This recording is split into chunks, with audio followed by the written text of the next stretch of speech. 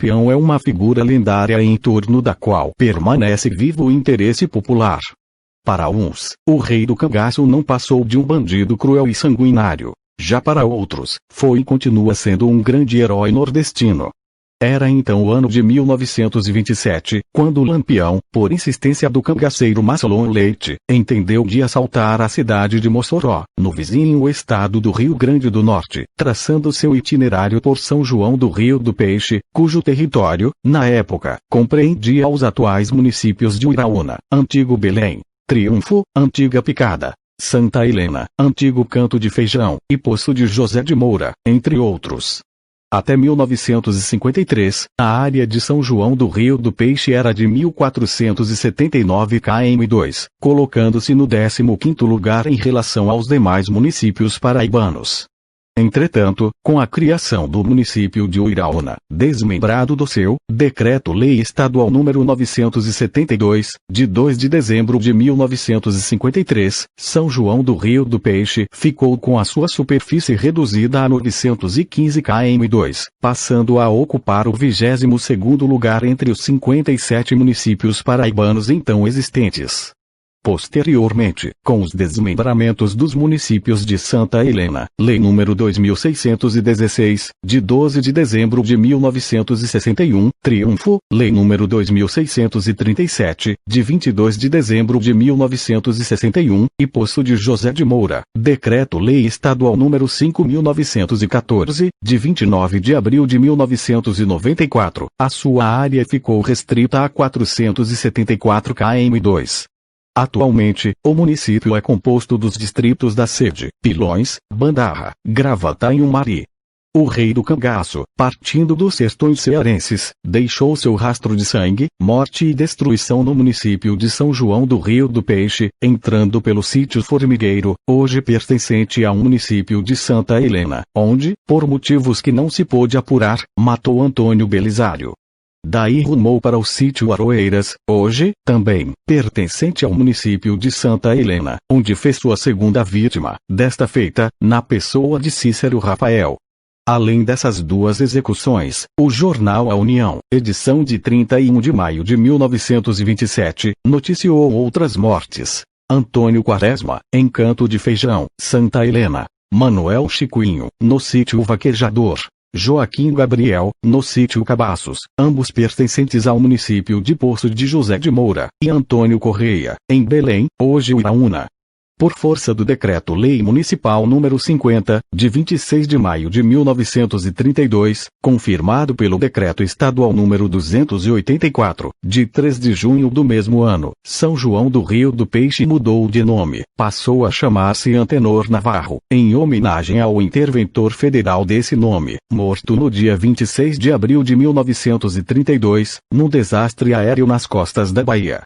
Felizmente, a 5 de outubro de 1989, por ocasião da promulgação da nova Constituição do Estado da Paraíba, a população, depois de 57 anos, recuperou sua antiga e histórica denominação, São João do Rio do Peixe, graças a uma proposição apresentada pelo deputado estadual, por nosso município, Dr. José Aldemir Meireles de Almeida. Até 1953, São João do Rio do Peixe fazia divisa com os estados do Ceará, ao oeste, e Rio Grande do Norte, ao norte.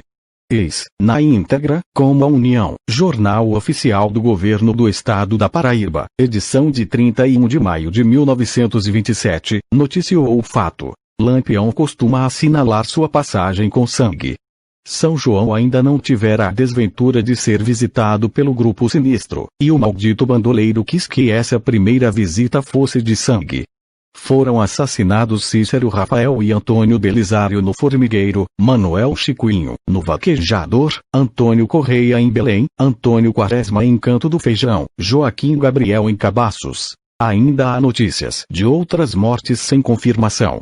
Muitos foram os espancados, os roubos então nem se contam em seguida. O bando prosseguiu viagem, passando por Poço de Adão, sem se demorar. Pouco mais adiante, assaltou Maria Nóbrega da Silva, casada com Chico Chofer, cuja residência ficava às margens da estrada de quem vai de Poço de Adão a Pilões.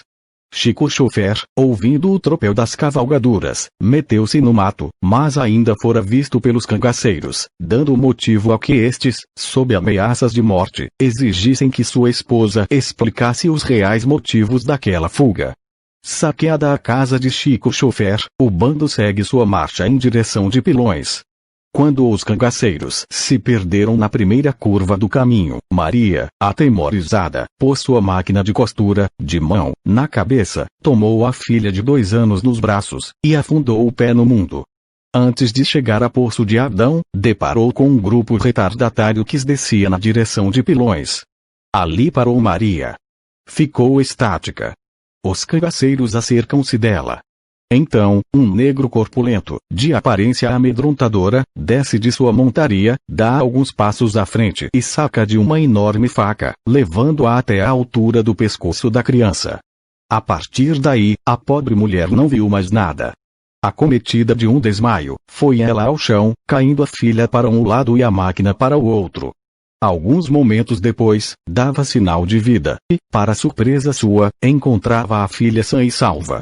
O cangaceiro havia sacado da arma apenas para cortar um cordão de ouro que a criança conduzia ao pescoço, e não para sangrá-la como entendeu a mãe. Daí a causa do desmaio. Por volta das 10 do dia 14 de maio de 1927, portanto, há 86 anos, Lampião chega, inesperadamente, a Pilões, município de São João do Rio do Peixe, distante 10 quilômetros da sede municipal, onde se demora por algumas horas, a fim de descansar. Debaixo de ordem, servindo de guia, trazia consigo Euclides Vieira, cujo corpo banhava-se em sangue, e Zeca Marcelino, aprisionados nos sítios Formigueiro e Aroeiras, onde residiam, respectivamente. À entrada do povoado, o bando faz alto e os cangaceiros descem de suas montarias cansadas e suadas. Ao norte de Pilões, a mais ou menos 250 m de distância, passava o lendário Caminho das Boiadas, estrada pela qual trilhavam os cangaceiros e as volantes que vinham dos sertões cearenses em demanda do estado da Paraíba ou do Rio Grande do Norte. Naqueles anos tenebrosos, o Nordeste ainda era uma região infestada de homens que, brutalizados pelas injustiças sociais, agrupavam-se em torno de um chefe, a fim de se protegerem da ação da polícia. Esta, a serviço da justiça, ou dos poderosos, perseguia-os com toda a fereza.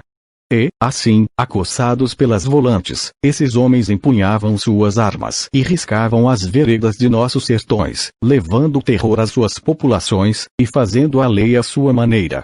Ante o olhar assustado daqueles pacatos sertanejos, o bando errante desfilava pela única ruína daquele pobre e esquecido lugarejo, indo parar defronte à venda de Joaquim Ribeiro Dias, onde quase uma só havia pinga para vender.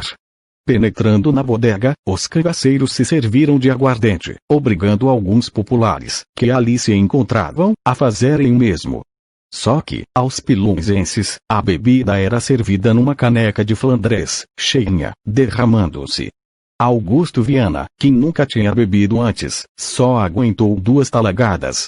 No outro dia, ainda sob os efeitos da forte dose de aguardente que havia ingerido, fora encontrado, como morto, estirado ao pé de uma cerca, nos arredores do povoado.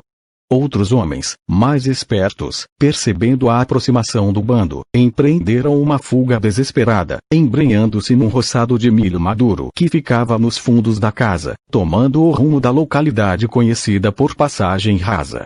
Naquele local, sentado num banco de madeira, encontrava-se, também, Francisco Nóbrega da Silva, cuja idade já passava dos 60 anos.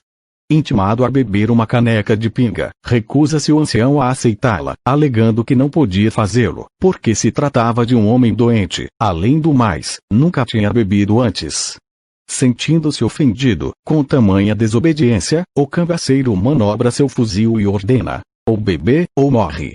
Severina, que se encontrava na cozinha, cuidando de seus afazeres domésticos, acorre ao local do incidente. Ao deparar com aquela cena tão brutal, seu pai, sob a mira de um fuzil engatilhado, põe os dedos nos ouvidos para não ouvir os estampidos da arma, e grita: "Pelo amor de Deus, não mate meu pai!" Logo em seguida, acometida de uma síncope, cai, de bruços, aos pés do cangaceiro. Lampião, ao ouvir o grito da mulher, trila seu apito, e os cangaceiros acodem ao seu chamado, sem consumar ainda o